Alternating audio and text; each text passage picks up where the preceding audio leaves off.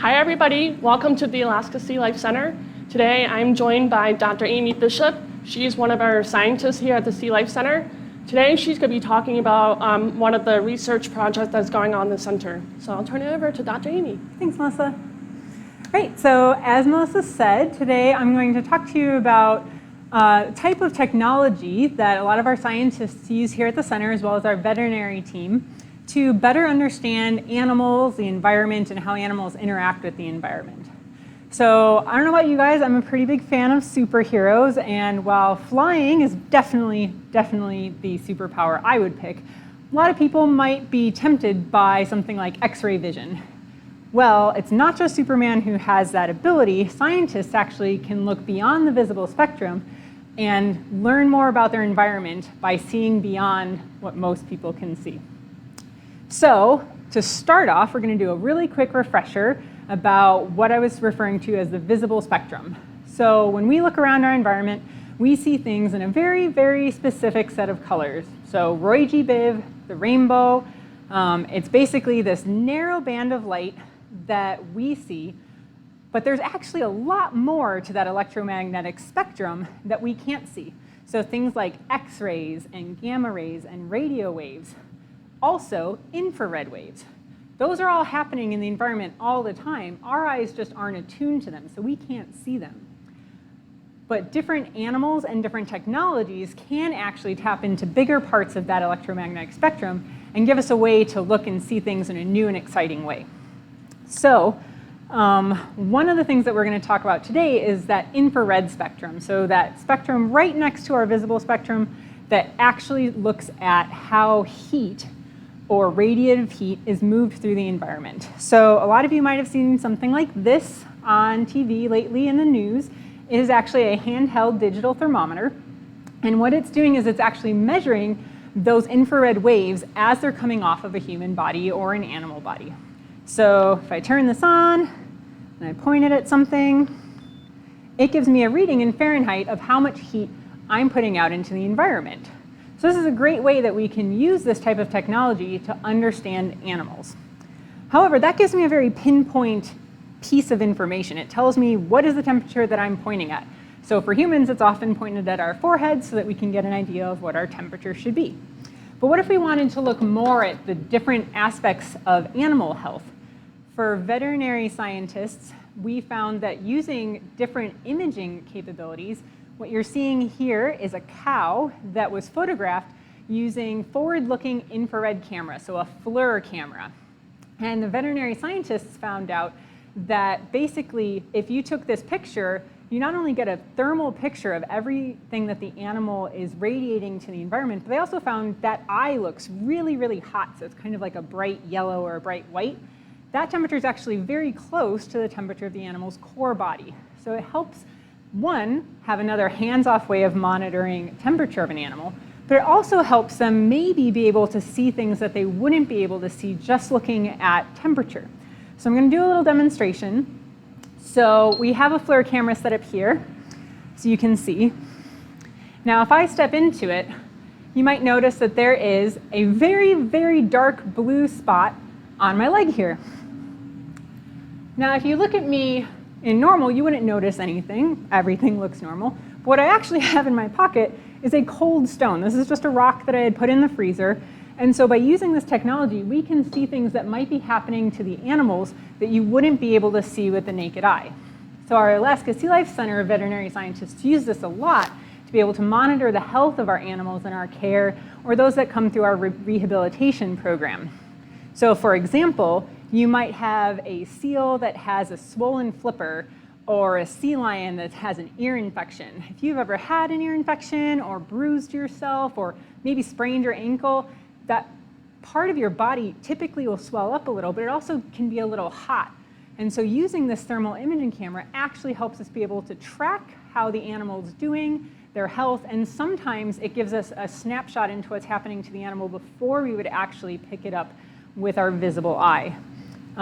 So that's a really great way that our Sea Life Center veterinary team can actually use this type of technology to better understand animal health. Now, this technology can also help our Sea Life Center scientists and scientists around the world better understand animals and how they interact with their environment. So a lot of the work that's been done with this technology has been done on pinnipeds, so our seals and sea lions. Now these are animals that spend part of their life in water and part of their life on land, and a lot of seals and sea lions are found in pretty cold environments, so that water that they're swimming in is really, really cold. Or maybe they're hanging out on beaches in California where the air temperature is a little warmer, but they're diving to the depths of the ocean where it's really cold down there.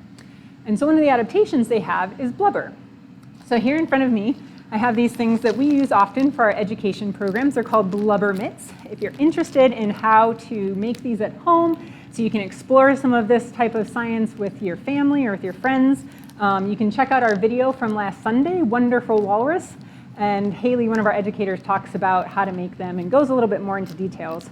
But just for demonstration here, it's a plastic bag basically filled with Crisco to simulate blubber. And if you put your hand into a bucket of ice water with that blubber mitt on, and you put another hand in that isn't covered with that blubber mitt, and then take all that out, look in one of these FLIR cameras again, you'll notice the difference.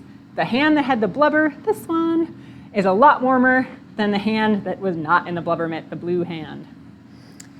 So, knowing that about blubber, knowing that it's very good at insulating these seals and sea lions, some of the research scientists at the Sea Life Center wanted to know, hey, maybe we can use this technology, these cameras like I just showed you, to actually track how their blubber layers change over time.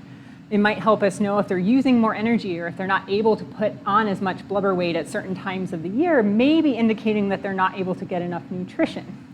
So they took thermal images of seals that we had here at the center. So we had harbor seals and stellar sea lions participating in this study. And the animals were trained just to lay down, target on a boot, and they took images with these FLIR cameras to see what their thermal picture looked like. They then also, in a follow-up study, took ultrasound pictures. So that's the second image you see there with kind of the letters and dots along the body of the seal.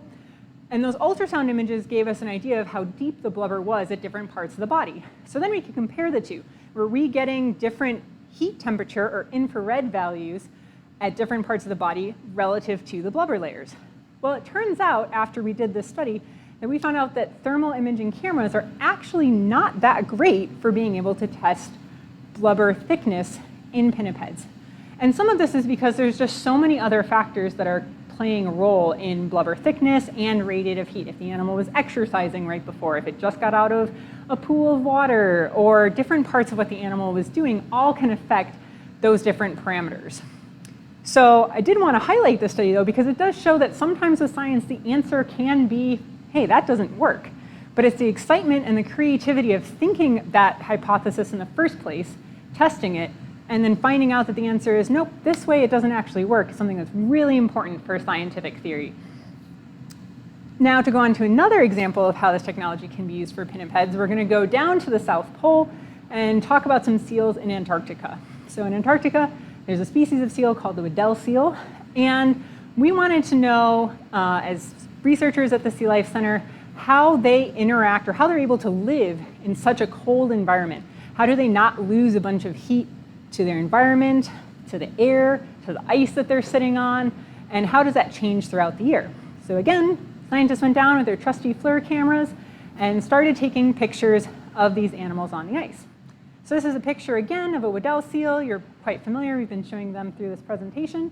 Blue areas are colder, red and yellow areas are warmer parts of the seal. And they wanted to see at what conditions were animals losing more heat to this really cold environment. So was it, again, just a function of how fat they were, how much they weighed, or was it a function of what was going on in the environment? Those different types of heat losses can help us understand how these animals might respond to changes in the future. So the findings of the study found that for radiative heat, so heat that we're just generally radiating off our body, and convective heat, heat that's kind of carried away by some kind of molecule like water or air, the biggest determinants were body size and body conditions, so blubber thickness, but also wind played a really big role. It is super windy today in Seward. Our power went out earlier because something got blown onto a power line. My trash can went flying, and when I went outside, I noticed it was so much colder than it usually is for these temperatures. And that's that convective heat, just taking all the heat away from my body. For conductive heat, though, so for these seals that are sitting on a surface that's cold, they're sitting on ice, the biggest determinant was their body condition. So that tells the scientists that the animals that might be a little leaner, maybe they don't have as much blubber because they just finished nursing their pup, or maybe they didn't get as much of their blubber stores refilled after the summer, those animals might be more vulnerable to these environmental factors and heat loss. And so to better quantify some of that, a follow-up study also looked at these animals, and they wanted to know where we could actually put what are called heat flux sensors on these animals so that we can actually measure that exchange of heat from the animal to their environment. And so again, these FLIR cameras were really important for us to be able to find where on the body of a seal it was best to put those sensors so that we could also be able to understand how these animals interact when we can't photograph them. So far, we've really been looking at animals that are in the air when we can go up to them and take a photo, or they're trained to take a photo here at the Sea Life Center. But like I said, these animals spend a lot of their time underwater. So understanding where to put these heat flux sensors along the body is really important for us to be able to understand not only where they lose their heat when they're in their natural environment, but also maybe when they're swimming. How much heat are they losing to their marine environment? And that's where those types of telemetry devices can really help us. So those are two of the examples of how this technology, this ability to see beyond the visible spectrum, can really help us understand animals themselves. But it's also a really great technology for being able to monitor the oceans and our globe as a whole. So if you were going to go and try to sample the ocean for temperature, you could go out in a boat if you wanted to, and you could drop a probe every so many miles, and it would take you probably a lifetime to map the temperature of the ocean. So instead of taking the technology I've talked about today, where it's all very handheld, we're actually going to turn to the stars and to satellites. So satellites are constantly orbiting the Earth, taking loads of photos, helping us better understand what's happening.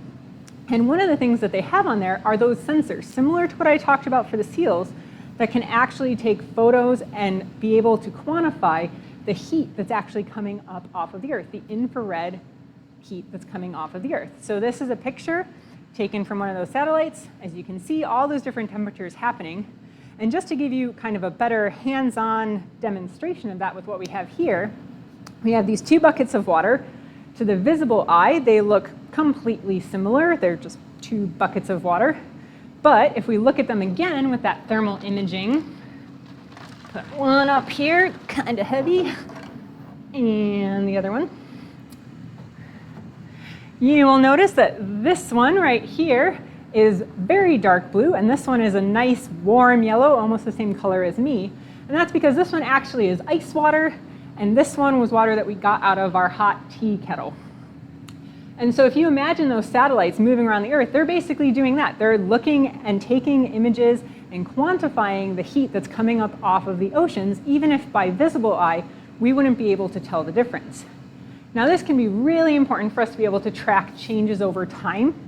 For example, in the North Pacific, a couple years back, about 6 years back now, there was something that was happening in the North Pacific that was called the Blob. It was this big mass of hot water that kind of formed off the coast of the North Pacific and moved its way up to the Gulf of Alaska, and it caused a lot of ecosystem changes that we weren't necessarily prepared for. And those images, we knew that that blob was forming from satellite images. Now, more recently, in September of 2019, so just this last fall, scientists noticed from these satellite images that another warm blob, son of Blob, as some people were calling it, started forming in the North Pacific again. And so this really lets us know as scientists that we might expect to see some similar changes to the ecosystem, or maybe it's a good time to make sure that we're monitoring so that if any changes do happen, we can compare what happened before to what happens during these warming events, and perhaps what happens afterwards, how quickly these systems respond and go back to some sort of baseline, or if they do go back to a baseline. The information about the ocean habitat can also be really important for us understanding animals and how they move about in their environment. So Sea Life Center researchers, a previous researcher who was involved here, Dr. Russ Andrews, did a lot of research on whales, cetaceans around the world, in Antarctica and Hawaii, and their study was looking at the habitats that those animals were choosing and looking to see what types of habitats they preferred. So one of the things they often looked at was there a specific temperature range that those animals seemed to prefer Was that one of the ways that we could predict if they were going to be in a place or not? And that same kind of information is hugely important for management and conservation, because it helps us be able to find these synergies where we can actually protect animals and enable some of the uses and activities of our marine oceans that are important as well. So one example is a program that was started by NOAA called Turtle Watch, where based on what we knew about loggerhead turtles, we knew that as a cold-blooded animal, they have a very narrow temperature range that they prefer to be in. So using mathematical models and downloading those images from the satellites of what temperatures are happening in almost real time, they could give information to fishing fleets and say, hey, in this band right here, this temperature band, you have a higher likelihood of interacting with sea turtles. And because you don't want to catch them as bycatch, it might be better if you attempt to fish somewhere else. So that kind of information helps us be able to have these opportunities to coexist, to maximize our ability to support industries like fisheries, but also protect and conserve endangered and threatened species. So I hope today that you learned a little bit about the ways that scientists can use all of these great technologies and be able to look beyond our visible spectrum to learn more about animal health and how animals interact with their environment and how it all contributes to conservation and management. Yeah, I think that's all I've got. So I don't know if there are any questions online. I'll step over here. Do we have, no? Okay. Well, thank you for that amazing story about your research. And you can always look back at these videos on our YouTube channel, and you can also check our Facebook page. We are doing daily sessions at 12 p.m. and 2 p.m. every day, Alaska time. And also, if you want to check out the blog, Yeah, so we have a science blog that you can, projects that are happening at the center, try to update once a week. There should be another one coming out next week. We'll include the link in the description, so if you forget the link, we'll have it right in the YouTube description. Well, thank you for joining us, and we're looking forward to seeing you tomorrow. Bye. Bye.